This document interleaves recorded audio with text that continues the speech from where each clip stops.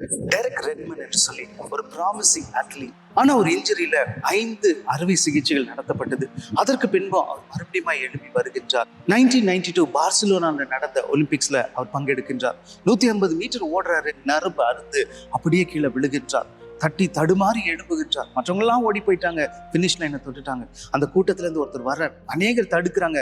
அந்த தடுப்பையும் தாண்டி வந்து இந்த டெரிக் ரெட்மண்டை தூக்குற யார் என்று பார்த்தா அவருடைய தகப்பனார். அவர் அப்படியே தாங்கி தாங்கி தாங்கி அந்த பினிஷ் லைன் பக்கத்துல வரும் பொழுது நகர்கின்றார். டெரிக் ரெட்மண்ட் அந்த பினிஷ் லைனை தொட்டு அந்த ரேஸை முடிக்கின்றாராம்.